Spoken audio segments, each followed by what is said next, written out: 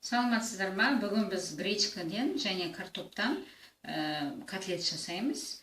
Яғни неге осындай тамақ? Себебі балалар, біздің балалар мына гречканың өзін жегенді ұнатпайды. Сол себептен, ал егер котлет қылып істесеңіз, онда жақсы көріп жейді. Ол үшін бізге не керек? 1 пиала гречка, 350 граммдай, 5-6 картоп, 2 жуа, 3 жуа қоссаңыз да болады, немесе 1 жуа өзіңіздің талғамыңызға қарай, 90 грамм май, 2 жұмыртқа, бұрыш, тұз, шемшкі май, ұн және панировтық сухарий. Енді ең бірінші біз гречканы жуып, суға бөктіріп пісіріп аламыз. Жаңа гречканы мен пісіріп алдым, ішіне тұз қосып, жуып, яғни осылай былшырақ емес, мынандай құрғақ қылып пісіру керек. Пісіргеннен кейін суытып алдым.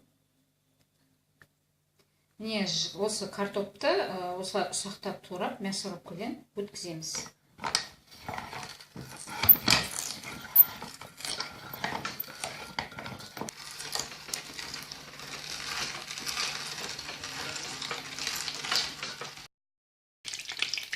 Мен мұна табаға 25-30 мл шемшкі майын қойдым, және жаңағы көрсеткен 90 грамм сары майды ерітіп жатырмын. Осының барлығы еріп болғаннан кейін біз жуаны қуырамыз. Мұна 2 жуаны салып, осы жуаны енді қуырамыз.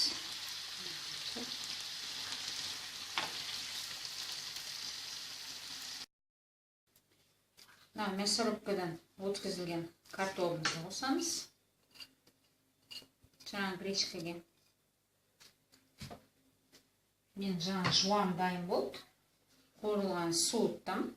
Оны да майымен бірге гречканың, картоптың үстіне саламыз. Енді барлығын араластырамыз.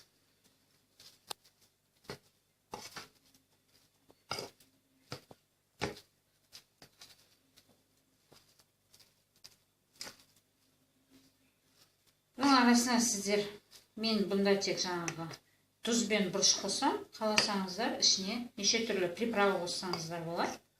Өздеріңіз білесіздер. Егер де картопты өткізетін мясорубка болмаса, чоркіден де өткізуге болады.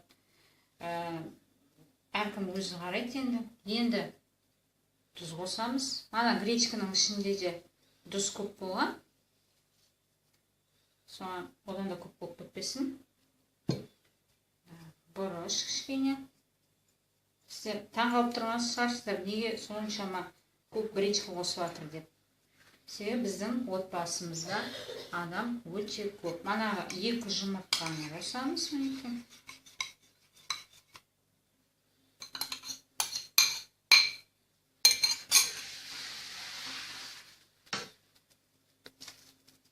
2 жұмыртқаны қостық.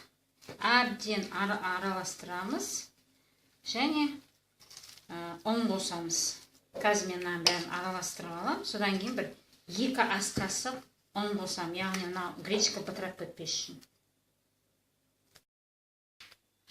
Біздің қоспамыз дайын. Енді осыдан алып, домалақтатып, котлет формасын жасаймыз да. Панировочный сухарийге алматамыз. Жан-жағын барлығын.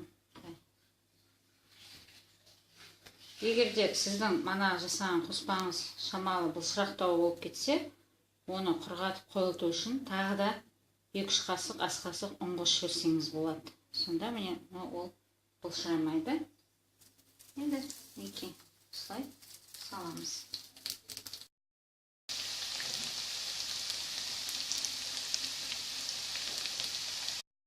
Біздің гречкадан жасалған котлетіміз дайын болды.